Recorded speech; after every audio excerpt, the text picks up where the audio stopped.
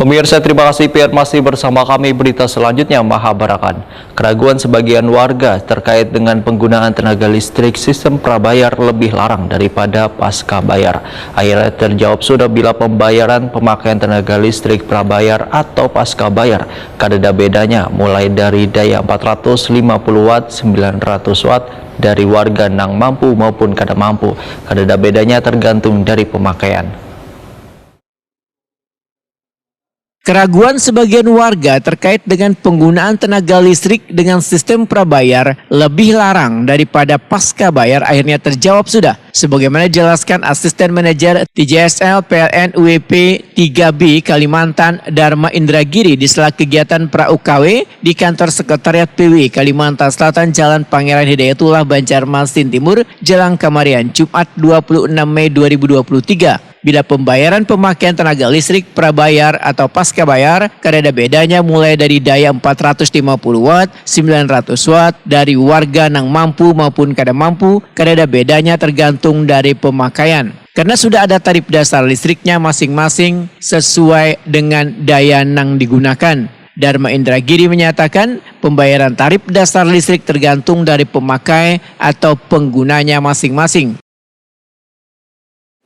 Jadi kembali ke tarif dasar listrik sendiri, jadi memang sudah ada tarifnya masing-masing, kembali ke pemakaian kita sendiri.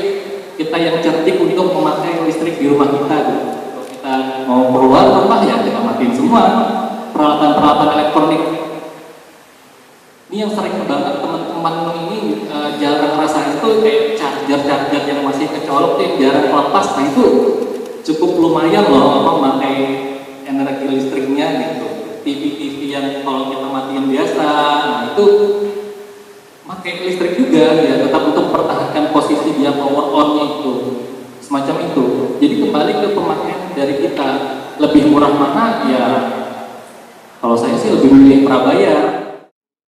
Menurut Dharma Indragiri, pengguna listrik pasca bayar terkadang kurang bisa mengontrol pemakaian daya listriknya karena metode pembayaran di akhir dalam bentuk tagihan bulanan. Sehingga kada jarang penggunanya terkejut dengan tagihan bulanan tersebut lantaran tanpa sadar menggunakan tenaga listrik di luar kontrol. Namun bila menggunakan sistem prabayar, ujar Dharma Indragiri, maka penggunanya bisa mengontrol pemakaian tenaga listrik nang ada di rumahnya atau bisa berhemat menggunakan tenaga listrik sesuai dengan keperluan. Kembali ke pemakaian kita lagi.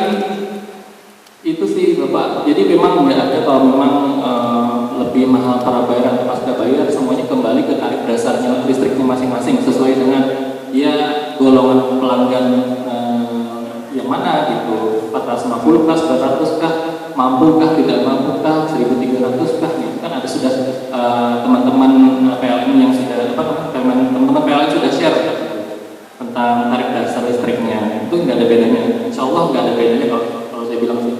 Terus saya lebih prefer ke pasca prabayar, lebih mudah untuk saya mengontrolnya.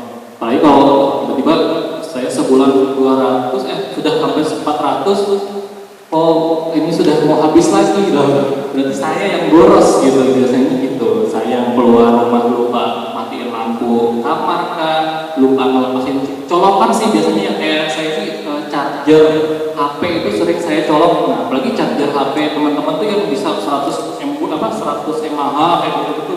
Nah, tuh lumayan tuh.